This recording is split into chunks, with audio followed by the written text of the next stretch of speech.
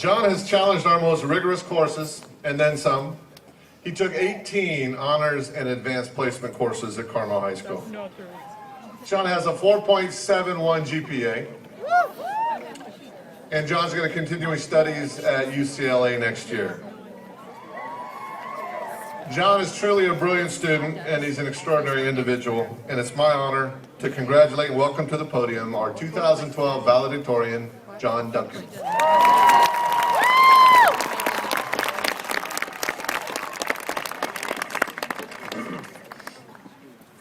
Congratulations, class of 2012.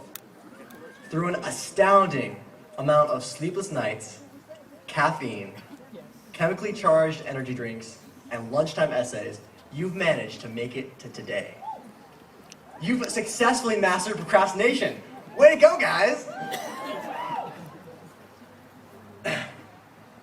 I have a couple tips to learn from you guys. I meant to come up with something more meaningful last night, but I ended up on Facebook instead. So I figured I'd just tell jokes for the next couple minutes. You've all heard about the light bulb jokes, right? You know, how many psychiatrists does it take to screw in a light bulb? Only one, but the light bulb has really got to want to change. Or how many PG kids does it take to screw in a light bulb? 3, 1 to hold the light bulb and 2 to spin the ladder. Or my personal favorite, how many bus drivers does it take to screw in a light bulb? 3, the first 2 weren't certified to screw in light bulbs for minors.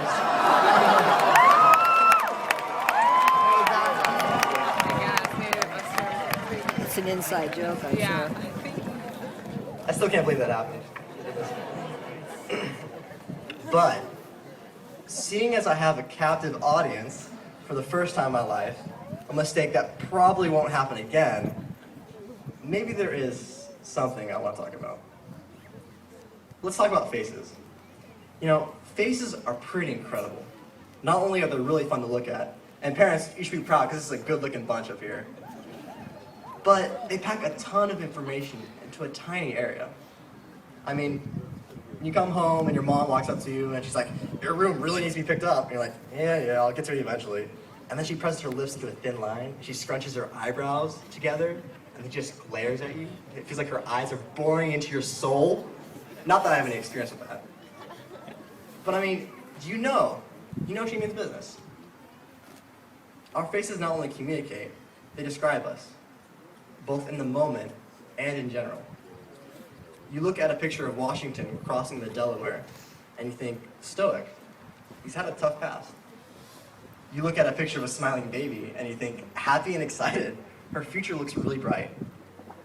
You look at a picture of Rebecca Black, and you think, that was a mistake. But one of the most interesting things about faces is that they change as we change. Seriously, most of you don't look anything like your baby pictures. Some of you don't even look like your elementary school pictures. Your faces have changed in surprising and dramatic ways throughout the years, guiding you to the gorgeous faces you have today. But up to this point, genetics have determined those changes. From here on, it's your choices that will determine what happens to your face. Because as time goes on, and all the decisions that we make add up, our faces will come to describe us better and better. When you see a man with a lot of wrinkles around his eyes, and he has creases on his cheeks and around his mouth, you know he smiles a lot. He's probably really happy. When you see a man whose mouth is permanently turned down at each end, you know he frowns a lot. He's probably been really sad for a while. When you look at someone, when you see their face, you get a window into who they are. And although we all start in different places, as George Orwell once said, by 50, we all have the face we deserve.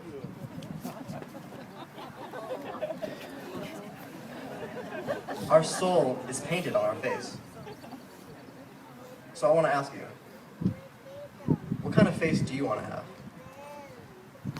Everyone always says how important these next few years are going to be. That as we take on more and more responsibility at college or in the workplace, we're going to be making decisions that will shape the rest of our lives. As Uncle Ben Parker said to Spider-Man, these are the years when a man changes into the man he's going to become for the rest of his life. Just be careful who you change into. Decisions matter. If anything in life matters, then everything in life matters. Because the choices you make in the next few years are going to impact you and everyone you come to love for the rest of your life. And when I say decisions, I don't just mean what you do for a living. I mean what character qualities you choose to develop. Do you want to be wise, fair, and honest? Or foolish, unfair, and crooked? Do you want to be kind, loyal, and reliable? Or mean, backstabbing, and undependable? Do you want to be brave, faithful, loving, or cowardly, weak, and twisted? Because every act, every decision, every thought will bring you a little closer to being that person, or push you a little further away.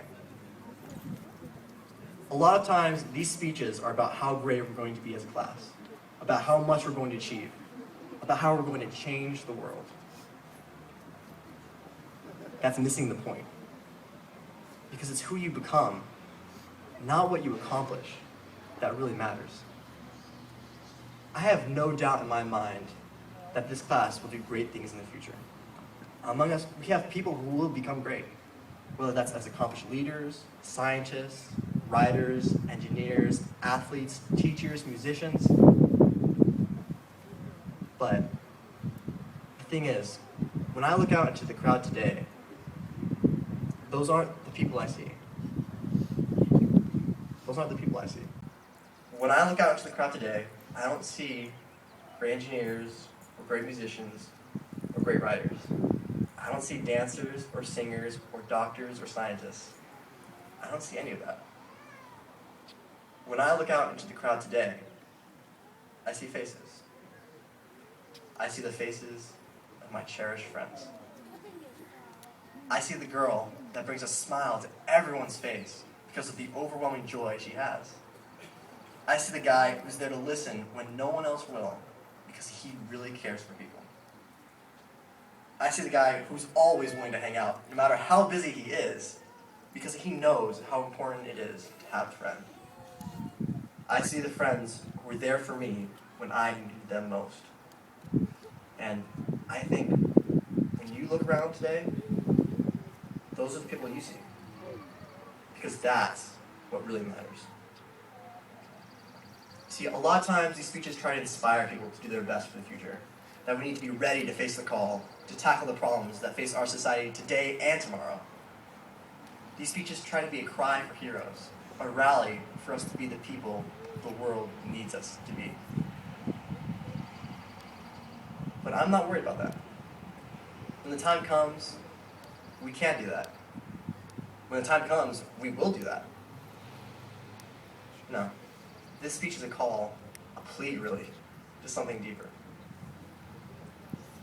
Instead of getting better at writing, or doing sums, or catching a ball, let's get better at loving people, at caring for others, at doing the right thing, even when we have to sacrifice for it. Especially when we have to sacrifice for it. Instead of having faces marked by worry and regret and sadness, let's have faces painted with hope and kindness and joy. Instead of being the greatest scientist or writer, let's be the greatest friends, the greatest spouses, the greatest parents we can be. Because that's what we're going to be remembered for. You know, World War II produced a lot of heroes. Butch O'Hare was one of them. He was a fighter pilot in the Pacific, and one day, as he headed back towards his aircraft carrier, he saw a squadron of Japanese Zeros heading straight for the American fleet. Now, all the American fighters were out on sortie, leaving the fleet virtually defenseless.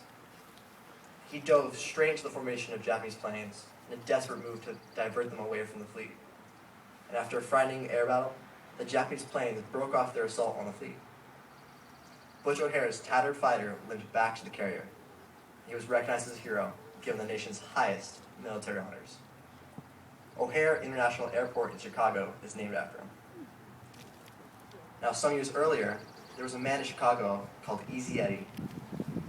As Al Capone's lawyer, he kept Big Al out of jail, and in return, Easy Eddie earned big money and lived like a king on an estate so large it filled an entire city block.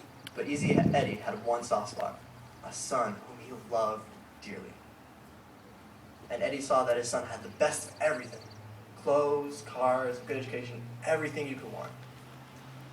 And despite Eddie's involvement with the mob, he tried to teach his son right from wrong. Eddie wanted his son to be a better man than he was. But Easy Eddie's dishonest example spoke louder than anything he could give him. So Eddie went to the authorities and told them the truth about Al Capone. He eventually testified in court against them and the mob. He knew the cost would be great, but he wanted to be an example for his son. Unfortunately, within a year of testifying against the mob, Easy Eddie's life ended in a blaze of gunfire on a lonely Chicago street. He gave his son the greatest gift, but at the greatest price. 3 years later, his son, Butch O'Hare, braved a blaze of gunfire from Japanese fighters and saved the American fleet. Who Easy Eddie became ended up being far more important than everything else he gave his son. I look out at you and I see faces that are important to me. Faces that I care about. Faces that I've come to love. We're about to go our separate ways. We'll make our choices, and in a couple of decades, our souls will be written, inscribed, painted on our faces. Instead of becoming known as the class that produced more accomplished authors, scientists, and doctors than any other class, I hope that we become the class that chose to be great parents, great spouses, and great friends. And when we gather together 20 years from now, may those choices fill our faces with joy and love. Thank you.